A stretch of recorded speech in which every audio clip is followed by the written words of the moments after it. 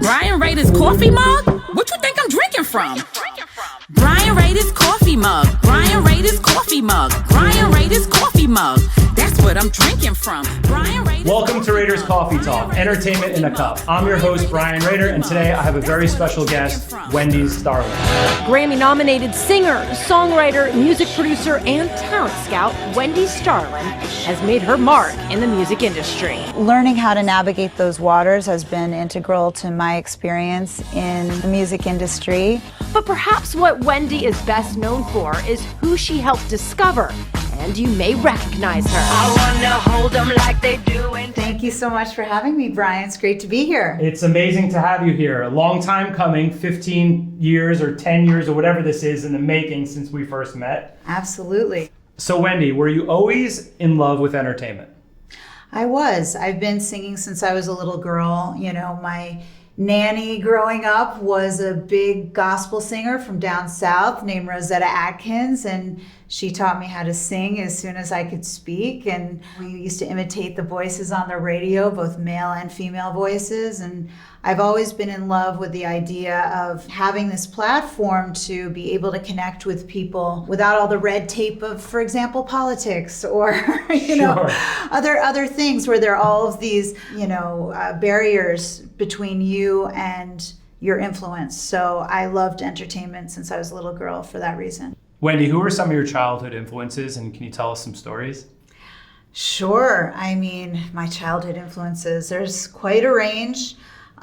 Sting has always been a massive influence on me, both as a solo artist and in the Police. That was always my favorite record, Synchronicity, and I still think it's one of the best records of all time. I was obviously, because of my babysitter growing up who was teaching me gospel as I was, starting my career, so to speak, or just learning how to sing. Yeah. I loved a lot of different gospel singers, and I loved people who carried that over into pop, like Aretha Franklin, like Otis Redding. I love U2, I love Sade, I love Fleetwood Mac, I love Stevie Nicks, I love classic songwriters who use melody and song structure, classical song structure in the best way possible. And that's sort of what I kind of feel is missing in a lot of the songwriting today. I think they kind of substitute a lot of production elements instead of learning classical song structure and, incredible melody. Awesome. Can you tell us like a story or two? Or maybe just one Sure. that's like one that sticks out to you is like the one? Is there one that like, I mean, I have so many that stick out, I'm but sure. one was, oh my God. Okay. So one crazy story was my first recording session ever was totally by accident with the Wu-Tang Clan. Okay. Oh, wow. So Okay. if anyone who's seen me, like that doesn't normally seem like a typical collaboration, but that is exactly what happened. So as soon as I was learning how to produce music, I got my own equipment. And I was lucky enough to be working with Gary Lyons, who's the producer of the Rolling Stones and Aerosmith and all these people. But, as a cocky young teenager, I didn't love every single decision that was happening in the studio, even though this guy's like the most incredible producer. So I decided, you know what, Wendy? You want to make other choices, buy your own equipment, figure out how to use it, learn how to produce. So that's what I did. Super smart. And do it yourself. Do it myself. So awesome. I got a little home studio going. I got everything going. And one day my equipment broke down. This is standard electronics. And so the guy who came over to help me fix it was this guy named Danger Mental. And he had these long dreadlocks, and he was the coolest guy in the world, and he was helping to fix my equipment. And so he said to me, "You did this music? Like, this doesn't sound like your speaking voice at all." And I was like, "Yeah." He's like, "Do you ever sing on anyone else's records?"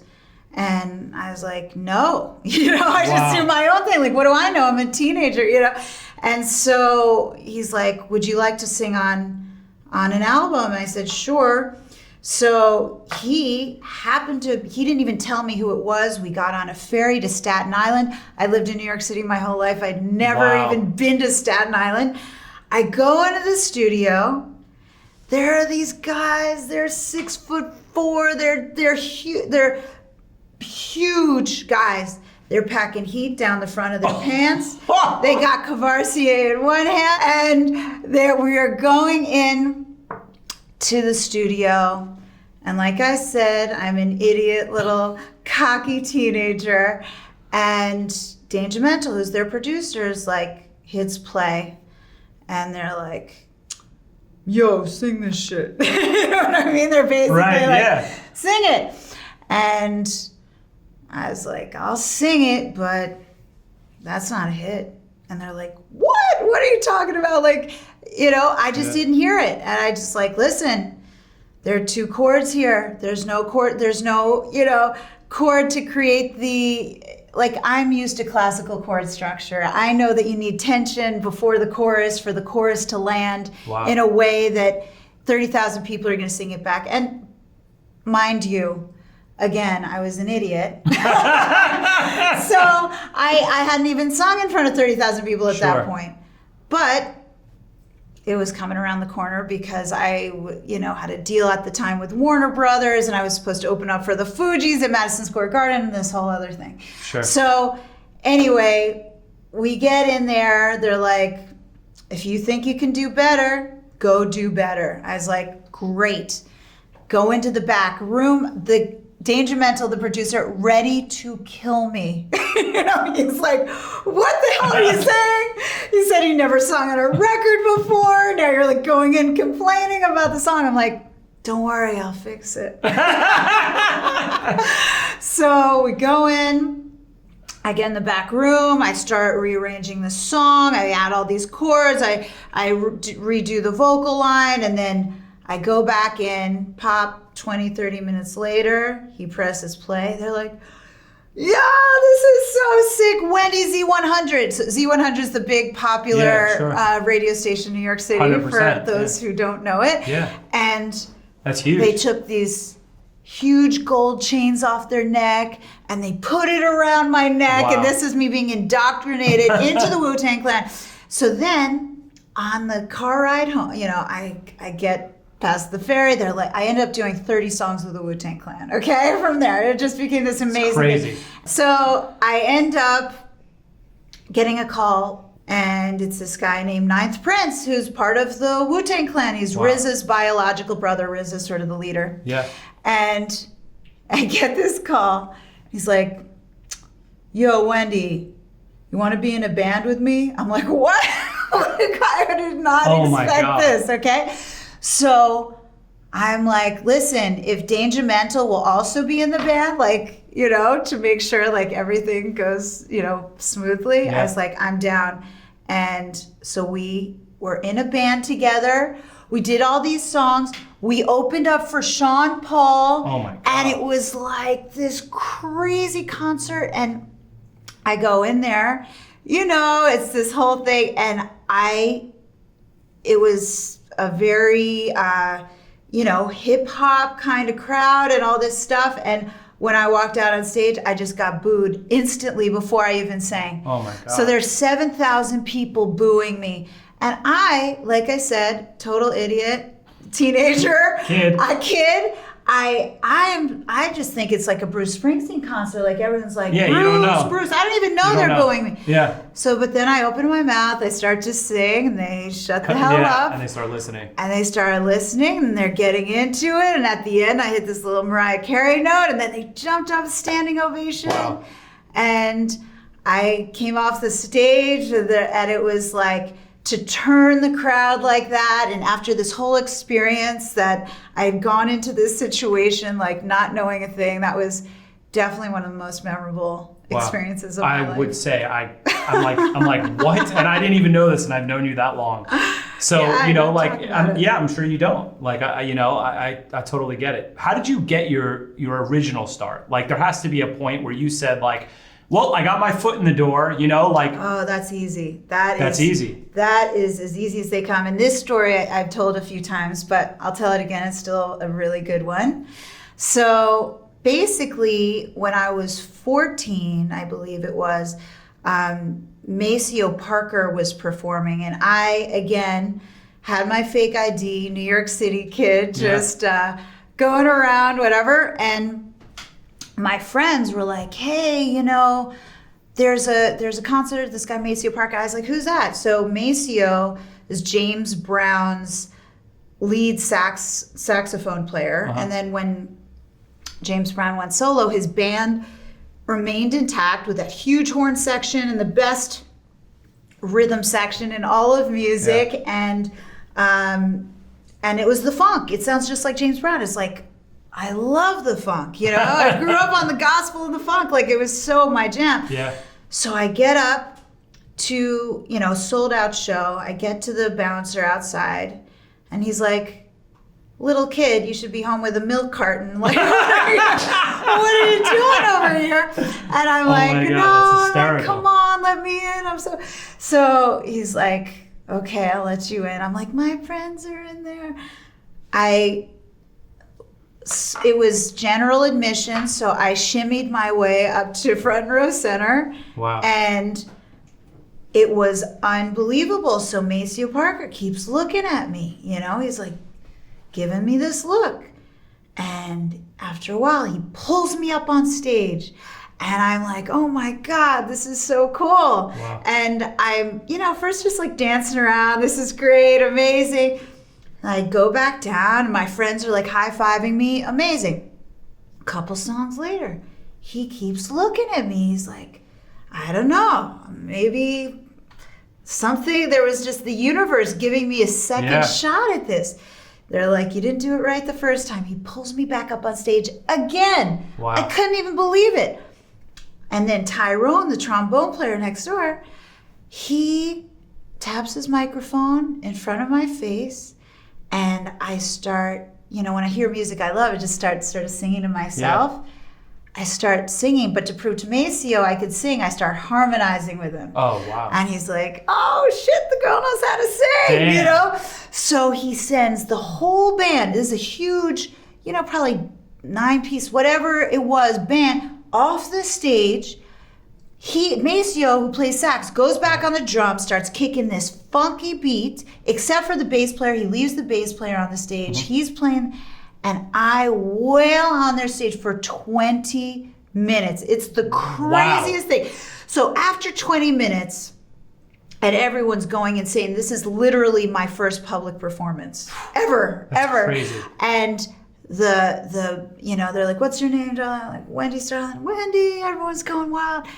And the bass player, unbeknownst to me, he goes into the microphone. He goes, everybody, shut up. I'm like, shut up? Like, who shuts up? A crowd that's like cheering. He got down on one knee as if he was proposing to me. And he had taken a string off his bass guitar and he coiled it up into a tiny little finger.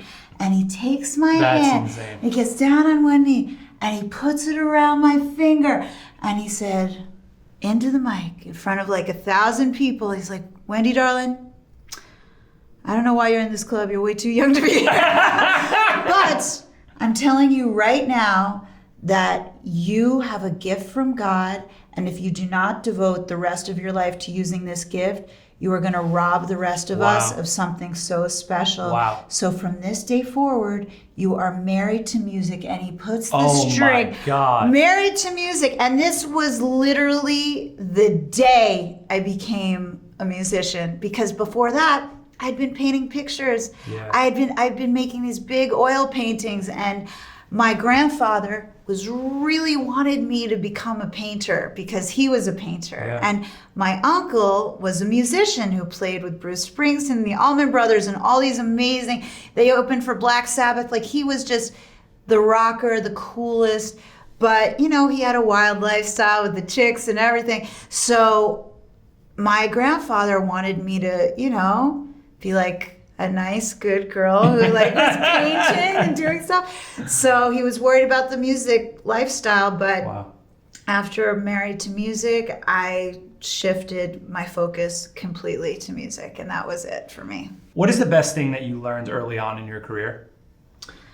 I would say the best things that I learned have been to trust my instincts. And most people, whenever I say that, it turns out that no one else believes in my instincts. It seems like I am definitely the only proponent of my instincts. There's always so much resistance. And every time I have been like, you know what, I'm just going to go for it.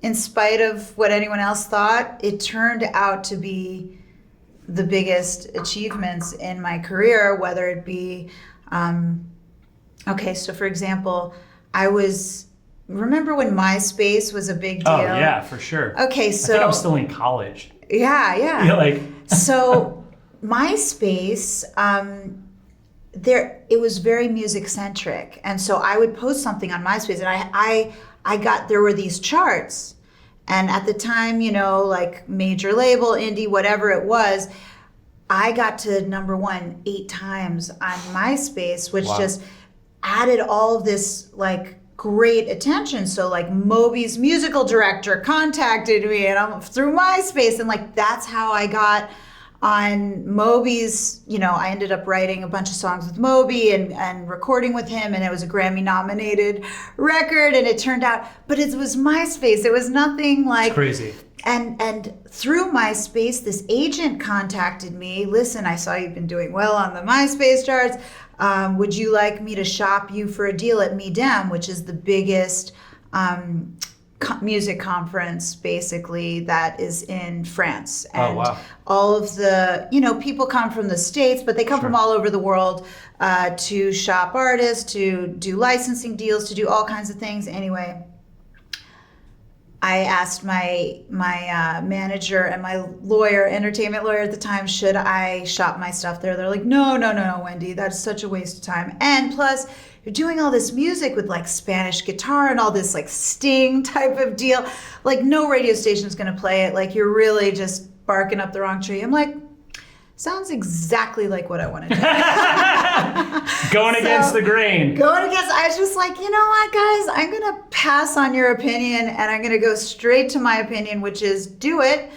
Why not? Yeah. And he shopped me, and I got a deal with Universal and Sony. Wow. I ended up taking the deal with Universal. I was on a compilation with Norah Jones, who had sold 24 million records at the time. Jesus. And that song ended up being honored by the Songwriters Hall of Fame and was a top 10 hit. So had I listened to my advisors or anybody else, I would have been out of luck. And so you got to really just trust yourself. And it's not always easy because you don't always have success to rely on. You don't always have money to rely on. You just have your inner voice that's just telling you, go for it. And that's what I would recommend for people. Yeah, and for everybody else that's listening on Clubhouse right now, I wouldn't be where I am today. I wouldn't be sitting in front of Wendy. Honestly, I wouldn't be sitting here in California if I didn't just turn a corner at 26 and walk onto a film set. I would not be sitting in the studio recording a podcast with Wendy right now if I didn't listen to that and say, just fuck it, go for it. Yeah. So, I urge everybody to do that. I do. Me too. Yeah. When did you feel like you arrived in your place of business? When my parents finally acknowledged me. We are all seeking the love and adoration and admiration from our parents. And they really were like, you're a good kid from New York City, you went to Cornell University, the people in the music business are so dopey, why, and unethical, which is mainly true. I'm not going to say it's completely true. There are certainly exceptions to the rule, but there are a lot of very loud, uneducated voices that don't necessarily know what they're talking about. And so you have to, for a parent to kind of get behind their daughter, and let me assure you that zero of my friends were going into the music industry. I'm sure. They became, doctors and lawyers and real estate agents and wonderful professions that were much more stable than being a starving idiot musician like myself. And after I, the touring and the Songwriters Hall of Fame honoree and all that stuff really didn't, it was mainly in Europe because I didn't tour in the United States at all on that record. Universal kept it in Europe, which I was super pissed about. But that being said, once the success really was gained in the United States and they saw the success of Lady Gaga and all their friends at dinner parties were like, hey, we saw your daughter in this magazine or this newspaper and she's responsible for discovering and developing Lady Gaga. Like, that's pretty awesome. And they'd be like, oh, so-and-so, who was at your 16th birthday party. Oh my God.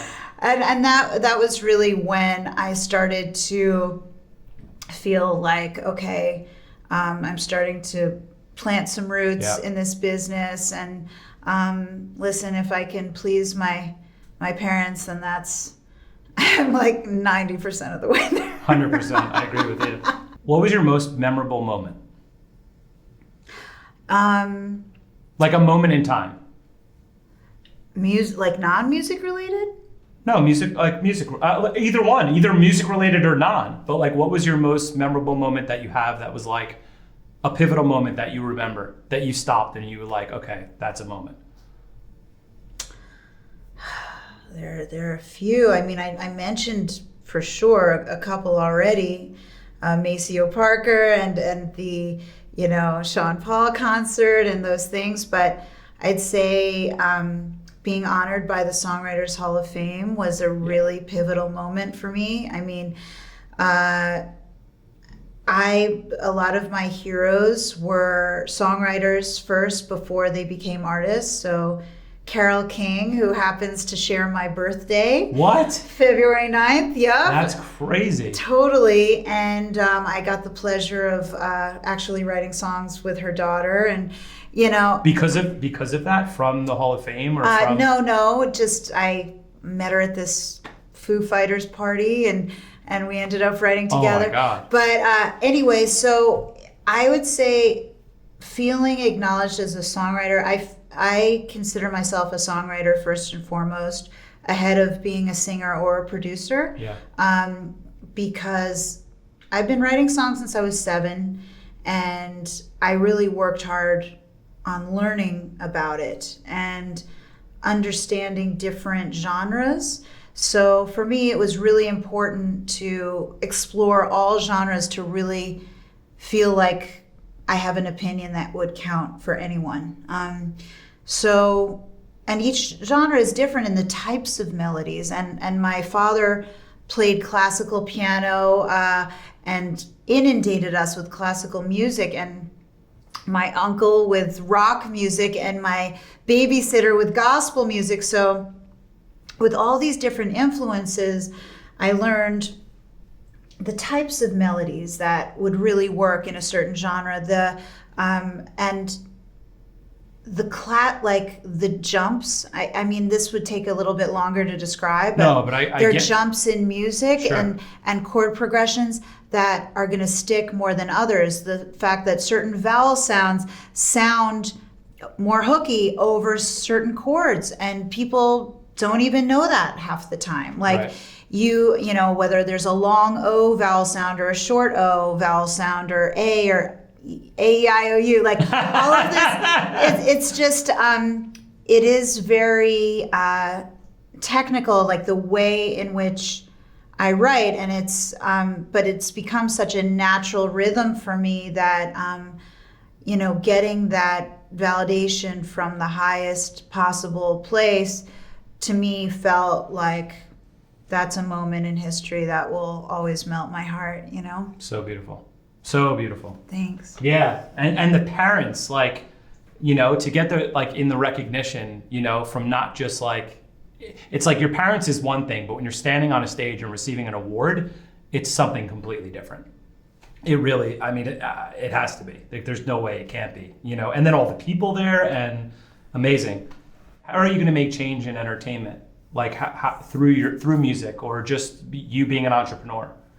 I would say, you know, a lot of the things I've learned, and, you know, it's, I've learned so many different valuable lessons from the music business, through good times, through terrible times. And I've had plenty of failures, as much failures as successes, or, you know, probably more failures than successes in certain areas. But my ability to apply that to other businesses has been instrumental in how I want to change the music industry, because as we saw during COVID, the music industry shut down. Okay, there's no touring. From that, you have to understand, after Napster and everything became, you know, music became free, we rely on touring and publishing and merchandising and all of these things to make a living, because you're not even like breaking up 99 cents into a million different ways now. You're literally getting the music for free, and you're hoping people buy your t-shirt. So I say there are a million, you know, through discovering and developing Lady Gaga and other acts as well, and even working on my own career as a performer, I have learned many techniques which have helped me to monetize and to learn different avenues that you can take from the music industry and apply it in other businesses. And so that's really what I've started to do now. And I'd like to be able to shift the entertainment industry in a way that artists can be much more independent in their ability to monetize. Because right now, there are gatekeepers. Those gatekeepers, some of them are fantastic. I can name some, you know, industry executives that I think are stellar. But you want to be able to move around, and you want to be able to spread your message, whatever that message may be, to as many people as possible without having to wait for someone else's approval. Yeah. And so if I can facilitate various different avenues to make that more accessible to artists, I would like to do that. What else are you doing, like, in an entrepreneurial way? So in the I'm doing a few things. I got my hands in a couple pots, but one of the things that I'm doing is one of my songwriting producer friends, Lars Jensen, who is one of the kindest, most talented, incredible humans alive, and happens to be one of my best friends through music. We were sitting by a pool one day, and we saw Kylie Jenner on the cover of Forbes, and I was like, screw that. If she can do it, I can do it, you know? Yeah. She's a billionaire from this beauty thing. This is amazing. I want to, let's start a beauty company. He's like, okay, let's do it. How are we going to do it? I'm like, I've been modeling for, you know, beauty for 10 years plus, and Beauty Society. I had a long relationship with them. And so I went to the CEO. I was like, if I started, you know, bringing you influencers and celebrities, and we could create custom skincare, makeup, and fragrance lines, would you help with the manufacturing and this and that and all the brand building, all the things I learned with Lady Gaga? And it wasn't just the music, it was building the brand and the identity and what's going to create a signature. Wow. And all of that can be applied in beauty. It can be applied in a million different areas. Yeah. And so I had the great fortune with my partner Lars that we were able to sign Iggy Azalea, who has around 50 million followers. Just 50 million. Around 50 million followers across the platforms. 49, 50, something like that. And we're going to do an incredible line with her that I am super, and it's coming out probably around May. Great. End of April, May, and I could not be more thrilled. And, you know, she's got a new single coming out, which I am so excited. A big collaboration, which I don't know if I'm allowed to talk about it yet, so I won't. But we'll keep that under wraps. But it is so exciting. That's awesome. And we're going to see her at the top of the charts, and we're going to have a great new line to give to her fans before Amazing. touring begins. Outside of the line, what is next for Wendy Starland? I would say one other project that I'm super, super excited about is I have a television show. I mean, not unlike we have Raiders Coffee Talk. You know, we have Raiders Coffee Talk now. Boom. But the actual show. Yeah. So. That's some good coffee here on Raiders. That's right. We're not sponsored yet, Wendy. We will. Don't worry, it's coming. Starbucks. Yeah, exactly. So anyway, okay. So I have a talk show, not unlike this, where I am interviewing music, you know, stars of music only, not actors, not other areas, only an area where I feel like I really understand. So that is rock stars and music. So Amazing. I had the great fortune of interviewing, for example, David Guetta, who's got like, 11 or 12 billion streams? I mean, billion. What is that? I don't know. How do people do that? I don't understand. A billion of anything. I don't care. $1 billion, $1 billion streams. It's a magic trick. It's like, I want to learn that trick. Anyway. That's crazy. So David Guetta, who else So is in I've got some other ones. You know, Paul Oakenfold, Lovely the Band. Lovely the Band got Billboard Music Awards 100, like a top alt rock band. Wow. I think it was not 2020, but maybe 2019 or 2020, one of those. And they also got it for the American Music Awards. So, and I mean, their stories are unbelievable. Wow. They're telling me, you know, how the ball's dropping in Times Square and they're the band, okay? Wow. And all of a sudden they're like, so Wendy, you know how it normally takes about, I don't know, 8 minutes to get really wet if it's raining? They're like, it took 32 seconds. And they're like, the biggest gig of their life, and all their in-ear monitors are crapping out and their equipment's crapping out. And it's like they're in a 80s hair metal, you know, video with the like water splashing off the drums, and just totally, you know, the soul of music. And what I love about the music industry as opposed to acting, the truth is, you know, everyone's got a great story, but musicians, they take their life, they have to observe what's going on, internalize it, create art from it, create art that then they have to translate onto a recording in an emotional way, and then perform it live to translate that to millions of people, and maybe thousands of people in front of them, but millions of people across the world. So it's such a very personal experience if you're, you know, writing your own material and really involved in that. And so the stories that come with it are just, I can't even imagine, unbelievable. Yeah. So that television show is really awesome. What one of the things I'm super excited about. It's cool. Well, I do want to say thank you so much for being here on Raiders Coffee Talk. This is truly entertainment in a cup. Entertainment in a cup. And That's guess right. what, everybody? Boom. Now, you asked when I felt like I've arrived. Right now, with my Wendy Starland Raiders Coffee Talk mug, this is, I feel it. I feel it. I'm going to be using this every day. Thank you for coming.